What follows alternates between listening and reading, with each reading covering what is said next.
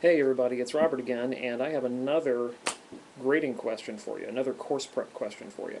I'm now working on a rubric for grading proofs for my geometry class, and this is a rubric that I could potentially use for grading proofs anywhere.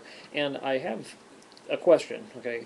I'm wondering what are some mistakes that can be made in a proof that should completely disqualify it from consideration. Okay, these are like fatal errors for proofs. I'm grading proofs on a 10-point scale, and I have some descriptions down pretty well for like what's a 10-point problem, what's a proof that gets 7 points, what's a proof that gets 3 points.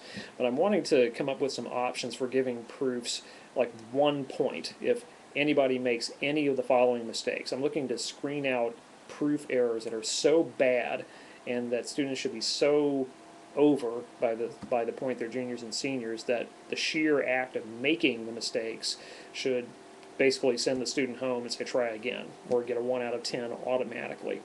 There's another issue as to whether that's a fair policy in the first place. But anyway, here are the 3 things that I have so far. These are mistakes that if a student, this is a junior, senior, college math major level course, and so if a student makes any of these mistakes in a proof or some similar solution to a problem to prove, then they get an automatic 1 out of 10 regardless of whatever else is going on in the problem. Okay, here they are.